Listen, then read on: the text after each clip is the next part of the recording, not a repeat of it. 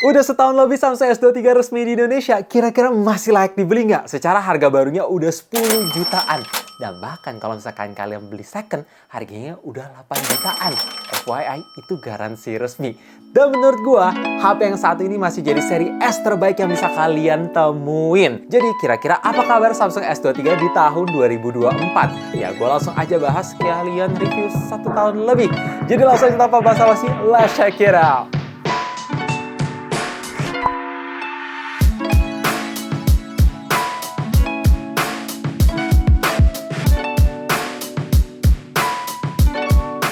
Dalam segi software update, memang Samsung nggak pernah mengecewakan. Ya, selalu diperhatiin berasa nasabah prioritas.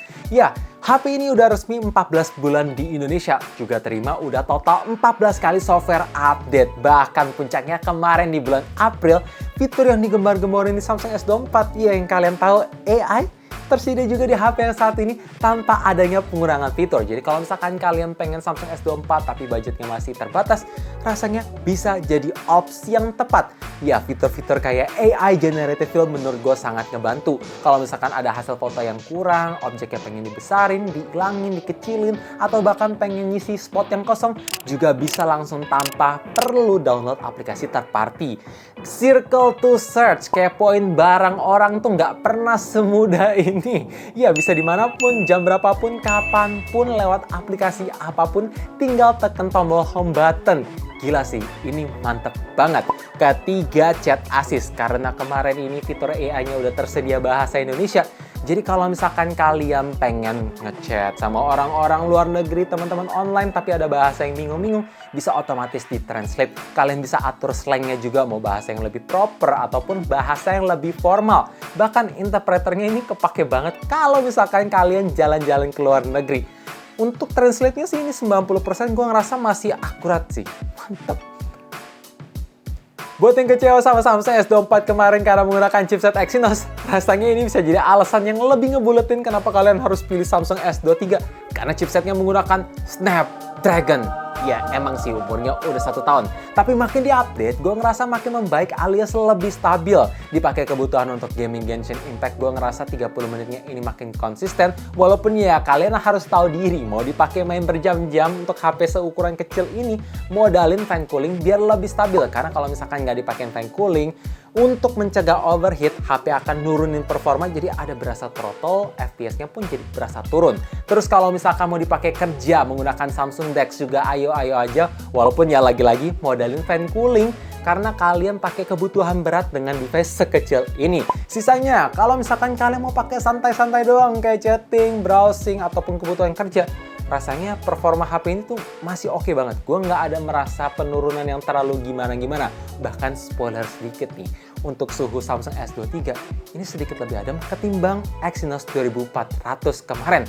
Tapi gue jadi penasaran nih, kalau misalkan kita compare Samsung S23 sama Samsung S24, masih ada yang monoton nggak sih? Kalau misalkan ada, kita lihat like-nya. Kalau tembus 4000 like, langsung kita gasin. Atau langsung gue gasin sih. Karena 2000 like kemarin tuh terlalu mudah buat kalian. Gue pengen menantang aja, karena ya bikin video comparison juga menantang. Buat ketahanan baterai 3900 mAh di HP ini setelah melewati belasan update, menurut gue ini masih punya konsistensi yang bagus. Ya, ketika dipakai untuk kebutuhan sosmed, entertainment dengan koneksi seluler data, masihlah bisa dapat screen on time 6-7 jam. Tapi kalau misalkan pakai WiFi, ya bisalah dapat 7 jam dengan mudah. Dan ketika gue pakai push rank MLBB dengan koneksi WiFi, semua settingannya gue mentokin, refresh rate juga di 120Hz, speakernya gue mentokin 40%, adaptive brightness, bisa dapat screen on time sampai maksimal 4 jam dalam sekali nge-charge. Jadi buat gue, mengingat HP ini tuh kecil, punya efisiensi yang luar biasa bagus antara software dan hardware, rasanya tuh langka banget. Dan ini bikin happy banget. Oh ya, bahkan di update One UI 6.1 kemarin gak cuma bawa fitur AI aja, tapi ada fitur battery protection. Dimana kalau misalkan kalian suka jaga battery health, tapi suka nge-charge overnight juga. Nah, jangan lupa nyalain fitur yang satu ini, karena nggak bantu beneran.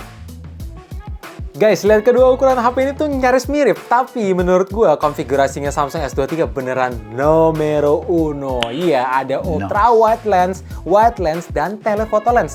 Iya, telephoto itu buat foto-foto jarak jauh, kayak mau dipakai konser juga asik, mau foto bulan juga masih bisa, walaupun ada bantuan AI sih.